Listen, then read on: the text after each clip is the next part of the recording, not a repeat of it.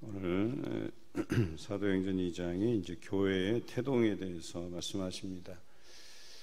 분명히 예수 그리스도의 부활의 소식을 접하고 그들은 당장이라도 뛰어나가서 그 사실을 알리고 싶었지만 예수님께서는 그들에게 기다리며 성령을 기다리라, 또 기도하며 성령을 기다리라 말씀하셨죠.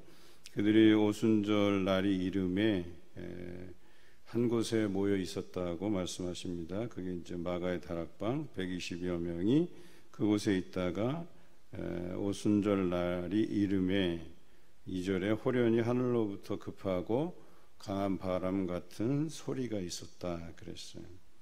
그리고 불의 혀처럼 갈라지는 것들이 그들에게 보였다 그랬어요.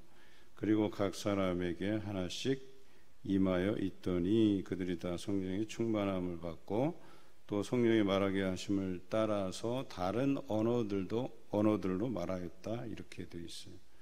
그러니까 급하고 강한 바람 같은 소리, 그 다음에 불 같은 것들이 공중에 있는데 그것이 각 사람에게 하나씩 생겨났다는 거죠. 그리고 그것이 눈에 보여졌다라고 하는 겁니다. 성령의 임재의 사건들을 보면 마치 우리는 언어적인 것으로만 이해하기 쉬운데 그렇지 않아요. 이 소리, 그 다음에 눈으로 보여지는 것, 그 다음에 느껴지는 시원하고 느껴지는 뜨겁고 느껴지는 진동, 할 것 없이 이 오늘 성령의 임재라고 하는 것은 오감을 통해서 역사하고 계시다라고 하는 것을 우리가 알 수 있겠죠. 그리고 더 대단한 것은 그들이 알지 못하는 언어들로 이야기하는데 언어적 방언이었었어요.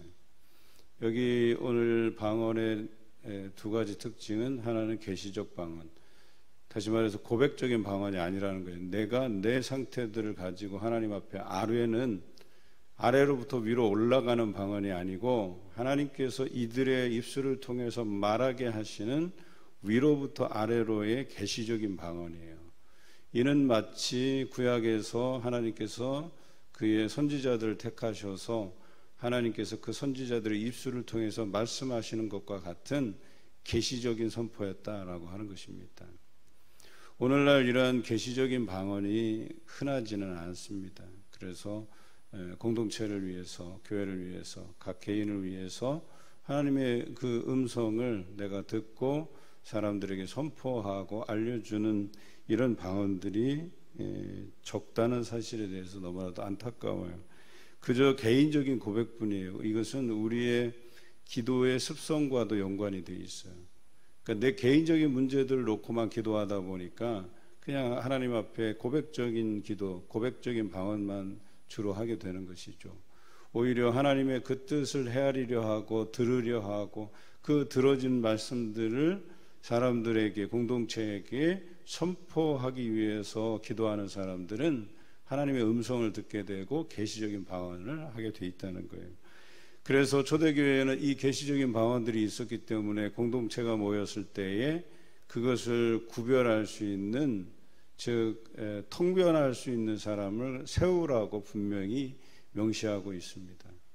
그래서 초대교회는 예배드리다가도 내가 하나님 앞에 받은 말씀이 이럽니다 하고 그 회중에서 그 예언한 말씀들을 예언받은, 그러니까 하나님께서 하시는 말씀들을 그 계시적인 방언으로서 행하는 사람들이 있었다라고 하는 겁니다.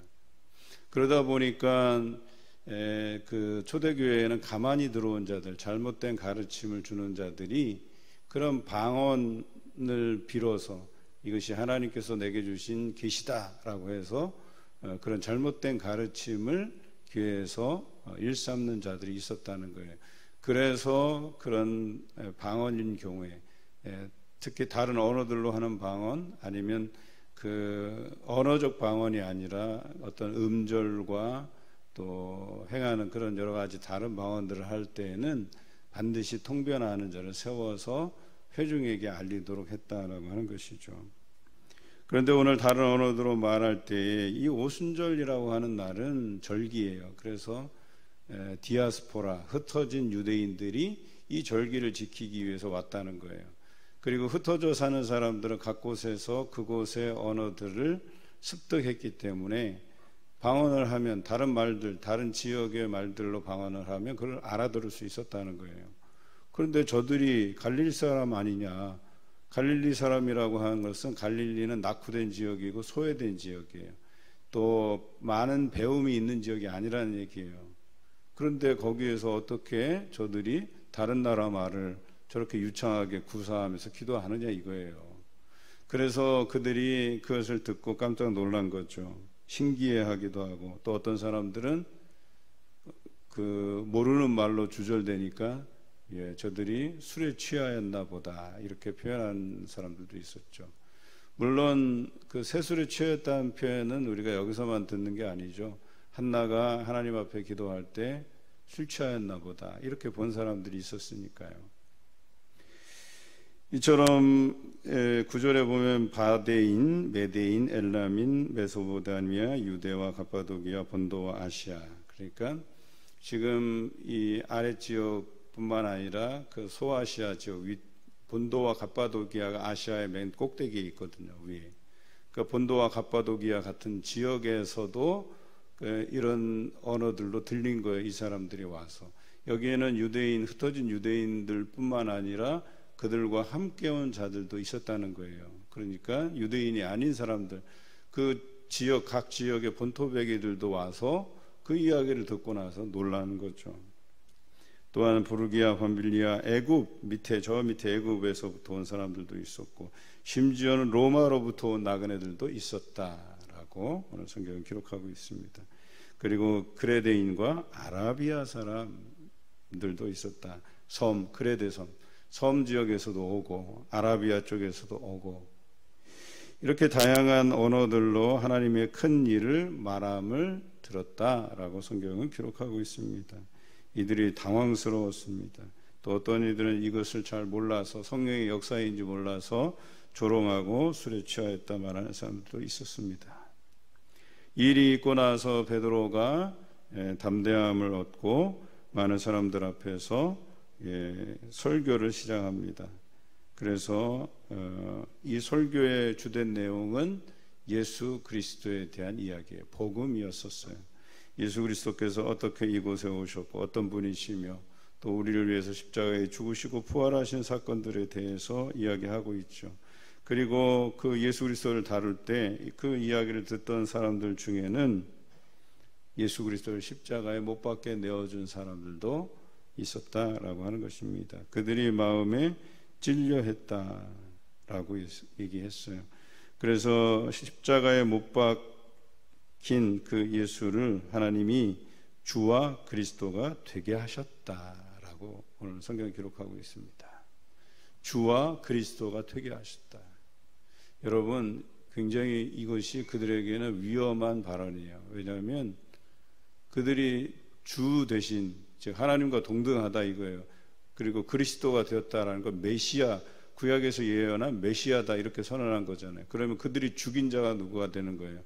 하나님 그 자신이고, 그들이 죽인 자가 하나님께서 구약의 선지자들을 통해서 예언한 그 메시아라고 하는 거예요. 그러니까 죽인 사람들은 어떻게 되겠어요? 어찌 보면 이건 사형에 처해질 그런 사람들이라고 이야기한 거예요. 그러니까 사람들이 마음에 찔려했다. 마음에 찔려했다는 얘기는 뭐예요? 이들이 예수 그리스도의 부활을 부정하지 않았다는 얘기예요. 그래서 예수님께서 부활하신 그 무덤을 지키는 병사들을 매수해서 예수님이 부활한 사실들을 이렇게 퍼져나가지 못하도록 예수 그리스도의 제자들이 와서 시체를 가져갔다라든지 이런 유언비어를 퍼뜨리게 했던 것 아니겠습니까? 그리고 베드로는 이 많은 사람들에게 결론적으로 이렇게 얘기합니다. 회개하여 각각 예수 그리스도의 이름으로 세례를 받으라. 그리하면 너희가 성령을 선물로 받으리라. 이렇게 말씀하고 계십니다. 오늘도 우리에게 이 세례는 성령 세례의 일부분으로 이해하셔야 된다는 거예요. 근데 우리는 그냥 물 세례로만 이해하기 쉽다는 거예요. 다시 회귀시키고 있는 거예요. 그냥 세례 요한이 회개의 물 세례. 우리가 오늘 드리는 이 세례는 예수 그리스도의 이름으로 선포되는 세례예요. 그렇죠? 그래서 내가 누구누구에게 성부와 성자와 성령의 이름으로 세례를 주노라라고 선포하고 있잖아요. 이것은 예수 그리스도의 이름을 힘입어서 그 사람에게 주는 세례고, 이것은 성령의 세례예요. 그가 그것을 확실히 믿고 세례를 받으면 성령을 선물로 받게 돼 있다라고 오늘 성경은 이야기합니다. 이런 설교들을 통해서 그곳에서 회심하고 예수 그리스도를 믿은 사람이 그 수가 3,000이나 더하였다, 오늘 성경을 기록하고 있어요. 이후로부터 사도행전의 이 교회의 역사는 지속적으로 늘어납니다. 3,000명, 5,000명, 허다한 무리가, 더 많은 무리가 이렇게 표현해 가면서 점증적으로 예수 그리스도를 믿는 사람들이 늘어감을 나타내 보여주고 있습니다. 그리고 세례를 받은 이들이 어떻게 했습니까? 42절부터 사도의 가르침을 받고 또 서로 교제하고 떡을 떼며 오로지 기도하기를 힘쓰니라, 이렇게 기록하고 있어요. 세례 받은 사람들의, 세례 교인들의 본분을 이야기하고 있는 거예요. 이 본분이라고 하는 것은 가르침을 받는 일이에요. 가르침을 받아서 그대로 행하며 서로 교제하고 떡을 떼고 또 뿐만 아니라 오로지 기도에 힘쓰는 자들이 되어야 된다라고 이야기하는 거예요. 오늘날 우리는 어떻습니까? 그냥 세례받은 것이 믿는 자의 표식 정도로만 알고 계시는 분이 계신 것 같아요. 그래서 나는 세례를 받았으니까 나는 구원 받겠지. 그게 아니에요. 세례식이라고 하는 것은 내가 그리스도의 제자로서 살아감을 이렇게 인침받는 것이고, 또 앞으로 그런 삶을 우리가 살겠노라고 하는 다짐이 섞여 있는 거거든요. 그런데 그렇게 다짐해 놓고 그렇게 못 살아가는 게 더 이상한 거죠, 사실은. 무늬만 그리스도인을 우리에게 요구하신 것이 아니에요. 그냥 일주일에 한 번씩 교회만 나와서 내가 그리스도임을 자처하고 살아가는데 나가서는 엉터리같이 살아가요. 그 말도 안 되는 소리죠. 그게 무슨 그리스도인이에요. 그리스도인이라고 우리가 인쳐질 때는 나가서도 예수 그리스도의 제자로서의 삶을 살라고 얘기하는 거거든요. 여기서 말하는 세례를 받고 그 성령을 선물로 받는 행위는 그것으로 딱 끝나는 게 아니에요. 사도들의 가르침을 받아야 돼요. 또 서로 교제하고 떡을 떼야 돼요. 날마다 기도하기를 힘써야 돼요. 땅끝까지 이르러 내 증인이 되라 하신 예수님의 그 유언을 바탕으로 지속적으로 우리가 그런 삶을 살아내야 되는 것이지, 그냥 한번 인쳐지고 끝, 이게 아니라는 거예요. 그들은 이 세례를 받고 성령을 선물로 받고 어떤 삶을 살았는지에 대해서 구체적으로 명시되어 있잖아요. 우리 오늘날 교회들이 이런 삶을 살아야 된다고 기록하고 있는 거예요. 사도들의 가르침, 교제하고 떡을 떼고 기도하기를 힘씀. 43절에 사람마다 두려워하는데 사도들로 말미암아 기사와 표적이 많이 나타나니. 이들이 왜 두려워해요? 여전히 핍박 안에 있고 심지어는 믿지 않는 동족들로부터 외면받고 있는 그런 상황이었거든요. 그래서 모이는 것조차도 자유롭게 모이지 못하고 두려워하고, 하지만 사도들이 그 가르침을 받고 나서 우리가 함께 기도하는데 놀라운 기적과 표적이 계속해서 일어나는 거예요. 그러니까 하나님께서 우리와 동행해 주시는구나, 함께 해 주시는구나 라고 하는 일들이 그들을 위로하고 격려하고 용기를 주었다는 거예요. 살아갈 힘이 되었다는 거예요. 뿐만 아니라 그들에게 마음의 감동을 주셔서 믿는 사람이 다 함께 그 물건을 서로 통용하고 재산과 소유를 팔아 각 사람의 필요를 따라 나눠주고 그랬어요. 이런 일이 어디 쉽습니까? 자기 것을 나누어 주는 행위들이. 그런데 가능하잖아요. 오늘날 우리가 그렇잖아요. 헌금도 그렇고, 뭐 헌금만 내나요 우리가? 때로는 뭐가 필요할 때 그것을 기꺼이 들여서 그것을 구입하고 살 수 있도록 하잖아요.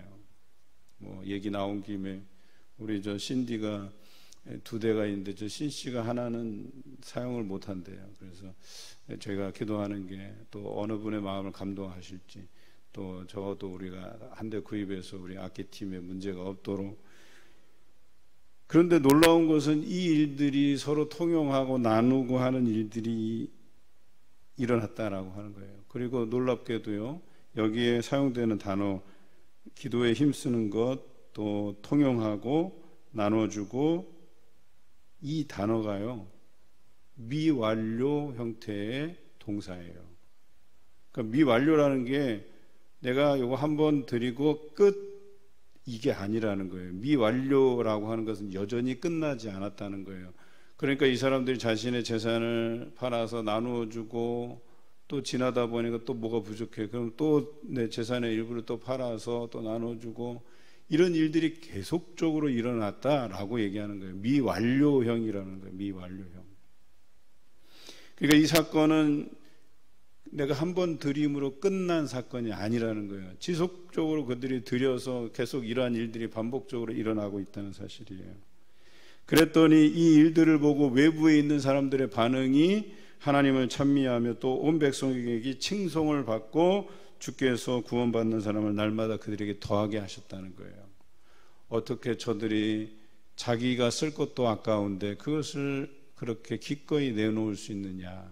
이 공동체에 살아계신 그 하나님이 역사하시고, 또 우리가 죽었다고 믿었던 그 예수 그리스도가 부활하셔서 저들의 삶과 동행하고 있다는 것이 믿어졌다는 얘기예요. 그래서 믿는 자의 수가 날마다 더해졌다.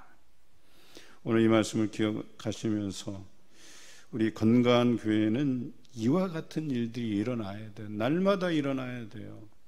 여러분, 제가 오늘 교사 강습회 이제 마지막 폐회 설교를 하게 되는데 무슨 설교를 할까 고민하다가 사도행전 11장의 내용을 다루려고 해요. 공세적인 교회. 우리 과거에 여러분 그랬잖아요. 교사 강습회 하면 고등학교 때도 교사로 참여했던 기억 나시죠, 여러분? 교회가 일꾼이 없다 보니까 그 젊은 일꾼들 학교에서 공부하고 마치면 좀 쉬고 해야 될 텐데, 요즘 같은 아이들한테 야, 너 교사 강습회 참석해라면 누가 가겠어요? 그런데 그 시절에는 갔다니까요, 그런 사람들이.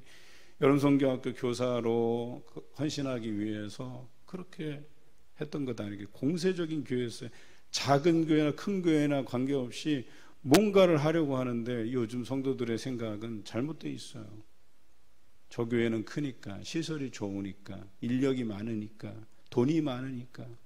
아니에요. 그게 교회를 부흥을 가져다 주는 게 아니에요. 공세적인 교회가 부흥하는 거예요.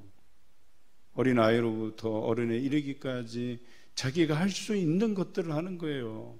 오늘 이 사람들이 처음에 120명이 모여서 할 수 있는 것이라고는 기도하는 일밖에 없었잖아요. 그런데 성령이 임하니까 그 복음이 다른 사람들에게 각 지역의 방언들로 전달되고, 또 그것이 퍼져나가고 많은 사람들이 3,000명이나 더해지고, 또 그들이 서로 모여서 그 많은 사람들이 갑자기 교회를 이루었는데 어떻게 교회가 운영이 돼요? 그들이 물건을 서로 희생하고 아끼고 나누어 쓰고 자신의 재산을 팔아 사도들에게 놓고, 그러니까 돌아가는 것 아니겠어요? 그것을 통해서 교회가 부흥 성장해 가는 것 아니겠습니까? 교회가 커서요? 아닙니다. 오늘 이 말씀을 기억하시면서 우리 교회의 모습이 어떠해야 되는지, 건강한 소그룹이 어떠해야 되는지, 하나님의 그 사랑과 연합이 일어나고 기사와 표적이 계속되고 구제가 일어나고 예배와 찬미의 소리들이 가득하고 하나님을 칭송하는 소리가 날로 많아지고 전도하는 역사가 일어나는 우리 교회 되기를 주님의 이름으로 기원합니다.